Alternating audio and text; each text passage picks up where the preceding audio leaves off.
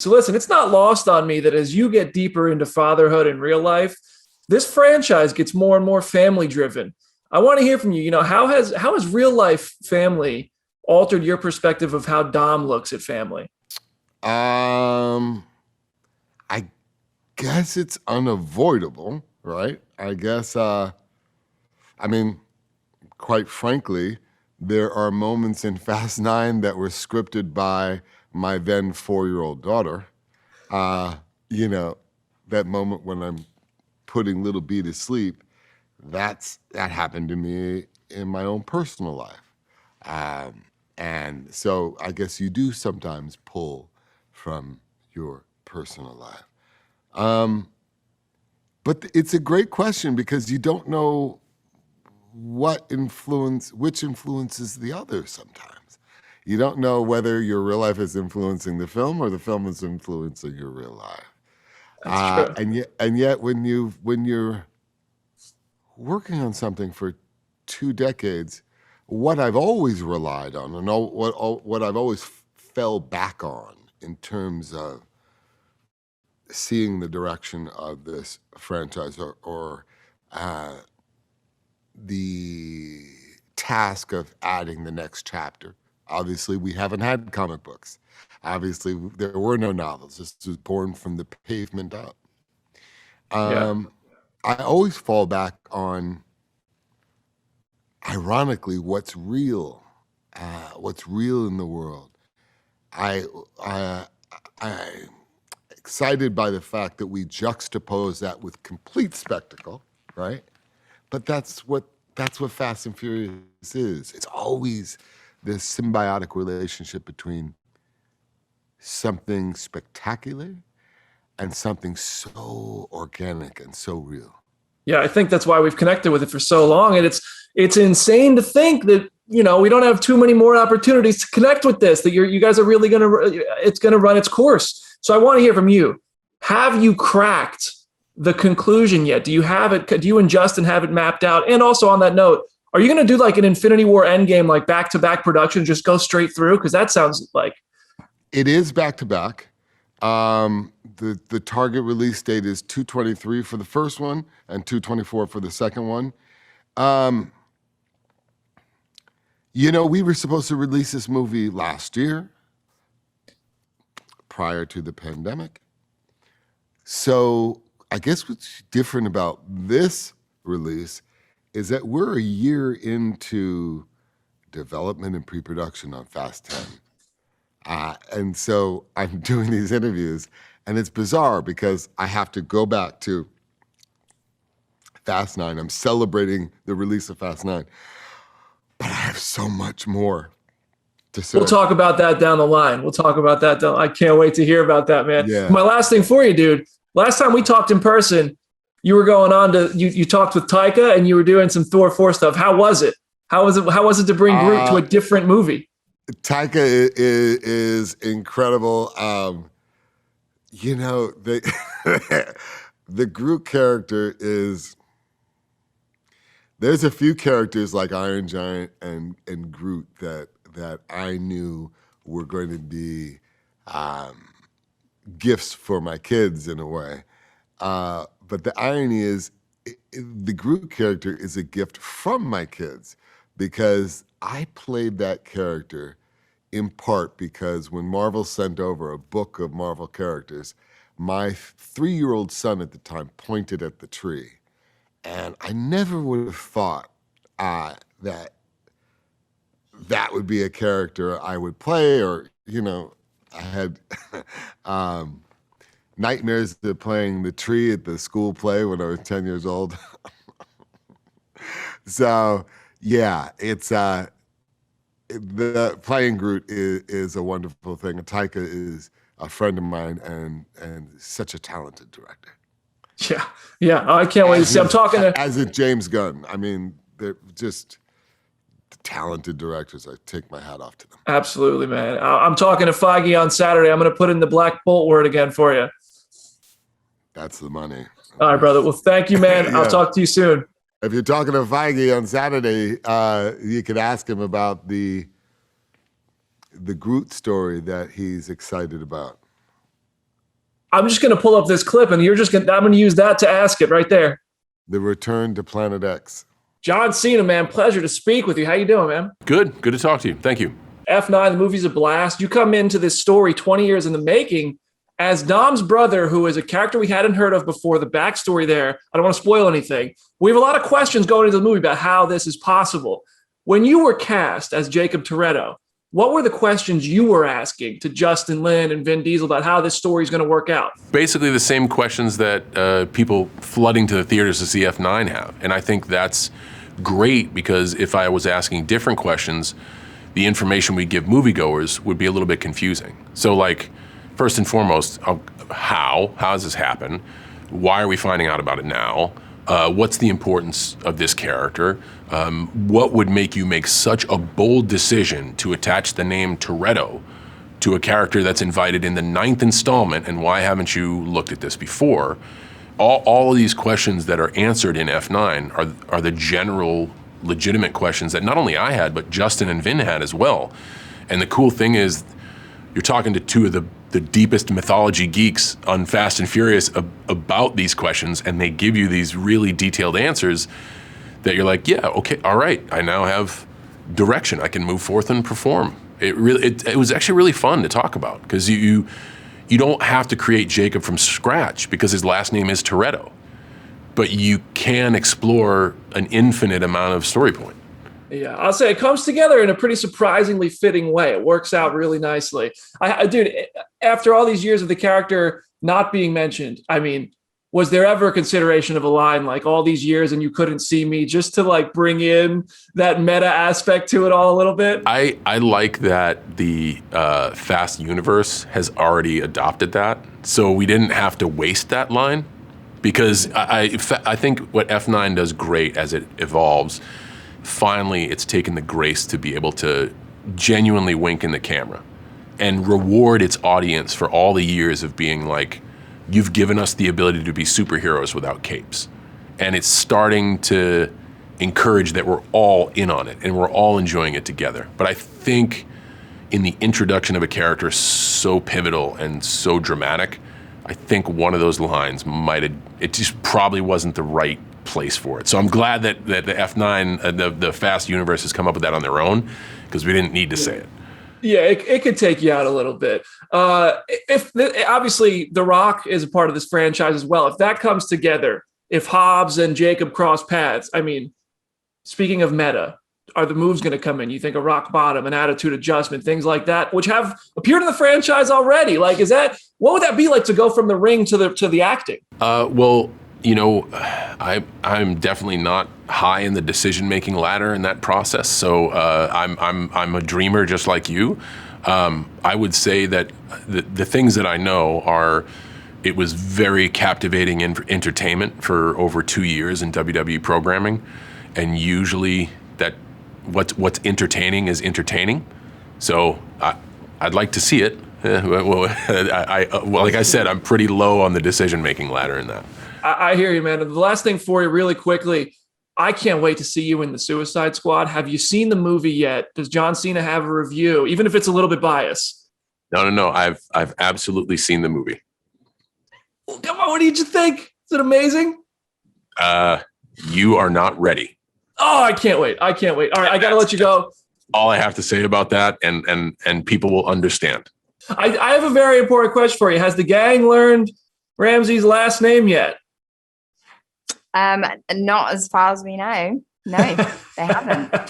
Fair enough. I have a question for you. As a part of this franchise, when your character keeps getting more involved, in this movie you're driving, in the last movie you're hacking. Which part of that have you learned more about? Computer hacking or just insane driving skills? I've probably learned a bit more about hacking than driving, to be honest, because I don't drive myself, so I'm an inexperienced driver. It's just like Ramsey. So if anything, I just kind of use those natural skills or lack of skills in that moment. But like with the hacking, I've had to kind of learn a little bit about some of the technologies that I'm describing or talking about, just so, because that helps me understand it and helps me learn it better, and it kind of helps me deliver it, because it's often quite dense tech jargon. So Smart. Yeah, it's funny. My girlfriend doesn't drive either, and we were watching this movie together, and she was just like, "Look, it's me. That's me." I feel, funny. I think it was. I was chatting to somebody earlier, and they were like, "You're just representing the kind of bad drivers," and I was like, "Yeah." You guys are out there. You're out. Listen, we're out there. No test drives in my car, but maybe. Yeah. I keep seeing Michelle Rodriguez and other women in the Fast cast talk about how they want to get the women more involved. Spinoffs are happening, like all kinds of stuff's happening. Look, if we get an all-female spinoff in Fast, like, what do you want that to look like? Because that sounds really exciting. Ooh, I don't know. I mean, that's like, that just makes me so giddy with excitement. I don't know. It would just, we have to find a way to bring every like woman that's been in the franchise back. You know, if we can bring Han back and we can bring, you know, there's like, come on, gal, like we come through, like we just everyone, like just to have everyone return, that would be so iconic. And yeah. In terms of storyline, I don't know, but definitely just as many of the women from past and present. Let's do it. That's the Fast and Furious Endgame right there. I hope so. So, I mean, speaking of Endgame, we know there's 2 movies left. 10 and 11 are where the main saga at least, will come to an end. Do you know yet? Have they told you how the story is all going to wrap up? No, I haven't heard a thing. I'm completely in the dark about that. But what I do know is that, like, just speaking to Vin, he's been fully like in that process of, you know, planning and starting to think about 10, like he was when we were shooting Fast 9. So, you know, it's been I know that he's really been committed and invested and in that. So I'm excited to know what the fruits of that labor have been. I can't wait to see it. For now, I'm so happy that we're going back to theaters with F9. Thank you so much for the time. I'm a huge fan and enjoy the ride. Thank you so much. So I have to know what it was like, because I know for me, the fear of missing out would be so real to have watched a few Fast and Furious movies after being such a big part of them before you knew you were coming back.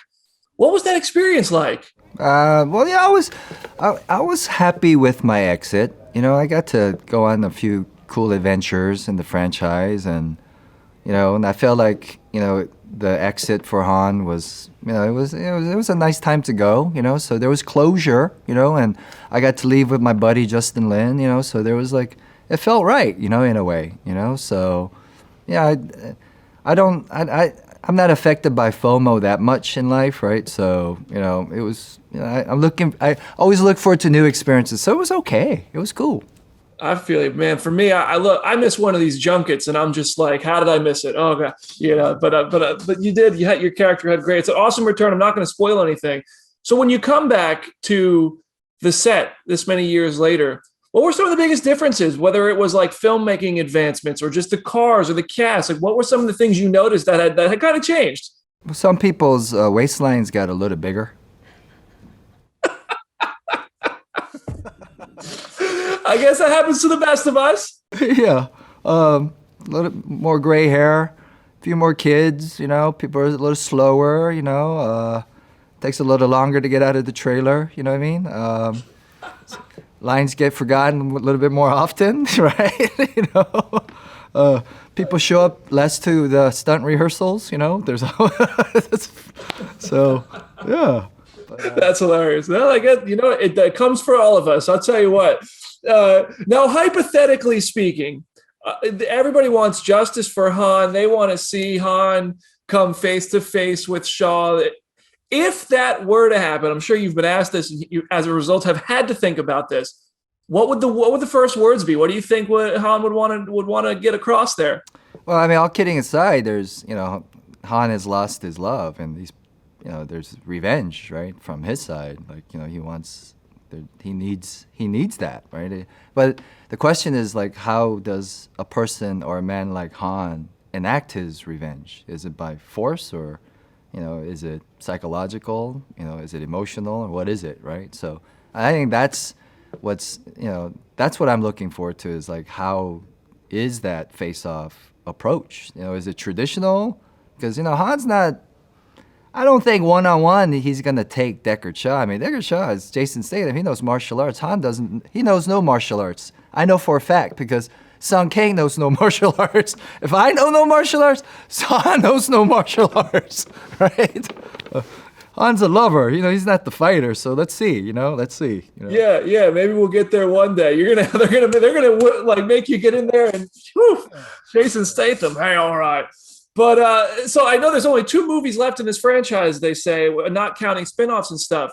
Has Vin or Justin told you how it's all going to end yet? Do you know what like how 11 is going to wrap this all up? No, Justin keeps a lot of stuff close to his chest, especially with the actors, until it's necessary. So I don't even know if they figured it out yet. Right? Huh. Yeah. Well, my last thing for you, I'm so glad the snacks came back with you. In all the years of eating snacks on set, which one tasted the best? It's always the baked Frito-Lay's baked cheese, the cheddar chips. You know those? They're baked, really light. It's like I think it's 70% less fat, but those are the best, right? The best. Yeah. I saw Dominic Toretto has been hiding a brother for all these years. Man, Dominic Toretto has been hiding a lot, man. This guy, man, every movie is something he's hiding. Yeah, something. That leads me to the question: what kind of things might Roman be hiding all these years? Well, hopefully in Fast 10, I would have been hiding Rihanna. You don't have those tickets to Jurassic Park for the crossover that all these outlets are saying is coming. I don't know nothing about that, man. I'm thinking that the crossover would be more Transformers and Fast and Jurassic Park. I mean, that one writes itself. Right. I mean, cars that become robots and vice versa. It's a little more.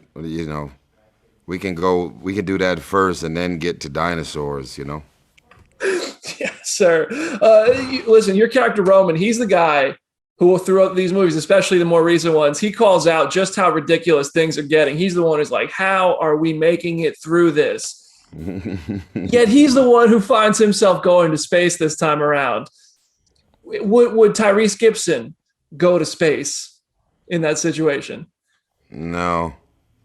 I might go to space via good sex. I might go to space via speeding on a motorcycle somewhere, and I might go to space. I don't drink or do drugs, but if I ever took a Tylenol PM because I couldn't sleep at night, I might go to space via that. But I hear you. I don't really have an interest in going into outer space. Yeah, feet on the ground. Smart. I like it. It's already a lot to figure out Earth. I mean, let alone. I hear you. It's insane to think like these movies have been a part of our lives for so long, and especially for you guys who are literally in the movies, that it's coming to an end with 10 and 11. Has Vin or Justin given you a rundown yet on what's coming? And if so, I don't want to know the spoilers, but I would love to know what you thought of it. I think it's the ideas that I've heard thus far is that we're going to be touching a lot of continents. And I am campaigning for South Africa to be one of these countries that we go to. Hey, there's so much production in Johannesburg and stuff. You never know. You could get down there. That'd be awesome. That'd be cool. And listen, beyond this, I mean, you've already landed yourself another potentially massive franchise. You're joining the Marvel world under Daniel Espinosa for Morbius, which is so dope, man. Yeah, exactly. How did Daniel make this fit into the Marvel world? Like, what is that world going to look like? I just want to hear about it. Well, doing this movie opposite Jared Leto, man, was nerve-wracking, exciting, and inspiring. He's really, really interesting, this guy to work with. Daniel Espinosa kept me nervous the whole time as well, because he's a real alpha, very aggressive filmmaker, and he's very honest, so he'll tell you. he'll tell you sometimes things you don't want to hear about how to step your game up as an actor. Wow. And he did it to everybody. And he pulled some great performances out of everybody. And I don't know, man. I think a lot of people are going to be shocked. And they just pushed the movie to October because they want to take advantage of that Halloween energy. So it's going to be a long year, man, of a lot of magic happening out here. I can't wait. Is it part of the MCU? Can you say? Like yes. The Avengers world? Yes. Oh, man, that's going to be exciting, dude. I can't wait to see it. Listen, F9, I can't wait to get into theaters with everybody June 25th. Keep it up. Good luck with 10 and 11. We'll see you down the road.